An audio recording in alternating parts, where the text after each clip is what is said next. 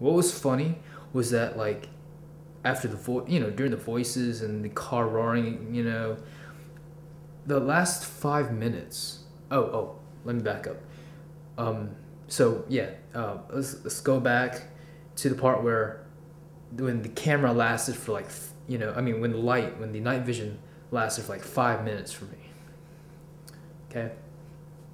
By the time that David and his wife went back down to the canopy, they heard this man screaming. They described like this 2 times. They said, and they're thinking, oh, Vernon probably just freaked out, and Vernon freaked out. And then I walked back down, and I'm walking towards the fence, to unlock it, and they're approaching me too, and they're like, oh, did you freak out? We heard you. I'm like, no, I don't know what you're talking about. But this thing died. It's not flooding the room anymore. Yeah, Ron said it's supposed to last for like 900 hours or something like that. I don't know, 900 minutes. I don't know. Fuck it. But it died, so we couldn't use that. So we had to wait until we had another supply of some kind of flood to light the room again. Now, we had a second attempt. This time we had a good night vision that flooded the room nicely, and this one lasted 48 minutes. And then in this one, that's when I heard the voices of the male just outside. Sounded like he was talking on the phone, just talking to some girl maybe. I don't know. Looked out the window, didn't see a damn thing. Started hearing like car roaring engines and stuff like that. And this is the funny part.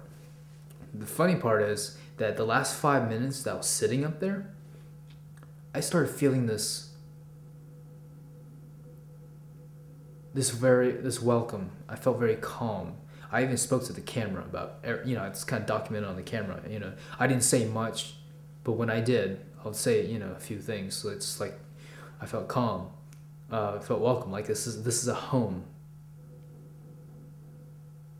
And then like, so what in my mind, I'm just like thinking like, okay, I could put my computer here, my bed there, my futon there. No, wait, we had to rearrange because if people come over and watch a movie and they sit on the futon, they can't see the computer. So, And then here comes David Vincent. David Vincent's coming up, and I go, oh, okay, here he is. Hoping that he's going to come up this time. Rather than just standing around talking to his girlfriend or something on the way up, And he told me, like, as he was walking up to the house, maybe like just 50 feet away, he heard this girl, a girl voice or something. And I'm like, I don't know. I didn't hear it. I didn't hear any girl voice. So and from up there, I told him, I'm like, in some parts it was raining, but then it stopped. So when it stopped, it was real quiet and stuff. I'm like, well, this is great because I can hear everything from up here, even the car roaring engine, the people talking. I can hear everything.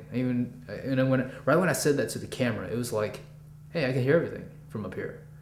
Then all of a sudden the rain's just going. I'm like, I can't hear a damn thing up here now. Well, whatever. But when he came, he was pretty freaked out or something.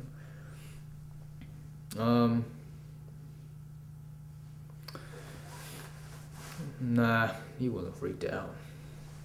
I was just thinking about the first guy. He said like when he had some shit rubbing against his leg, and he started to get freaking out and stuff. He heard voices, heard the footsteps. Like he described as heavy boots going up the steps. When Ron came to get him, he ran out. He dashed out. Yeah.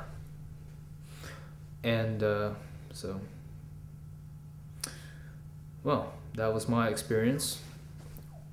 Oh, by the way, while I was sitting in that room when I was looking out the window, I saw these two guys walk along the fence. And that was that was Ron and some other dude, and they were going towards the church. They were going to do a session up there in the church, and David Vincent's wife went with them. So there's three of them sitting in the church, and where the pastor stands, like on this like elevated floor, you know, like a platform. It was said that they would see like some kind of figure pass by them. So they had set the camera right in front of them, and they're just sitting right there, where you are.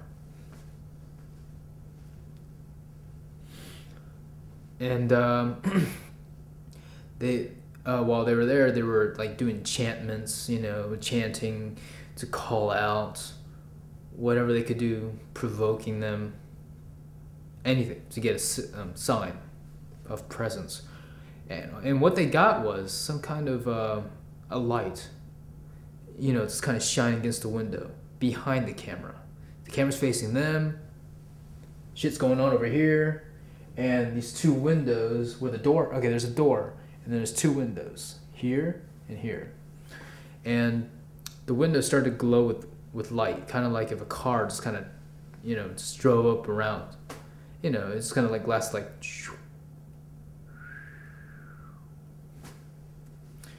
and they were expecting to hear a car. Nothing at all. But so they saw the car lights, and I heard the cars. Hey man, it's a strange energy out there. I mean, you know, sounds, hey, voices and stuff, those are just vibrations. Energy throws out vibrations. I mean, isn't that what energy is? And I believe that there's a probability that energy cannot be created or destroyed. So when we feel passionate about something, a certain area, or we feel there's a feel for revenge, a lot of energy is put into that place, a house, you know, wherever they lived. And when they die, they probably still, you know, is still tossing energy there because consciousness survives death. So you can still throw energy. And sometimes if it's strong enough, something manifestation will come around.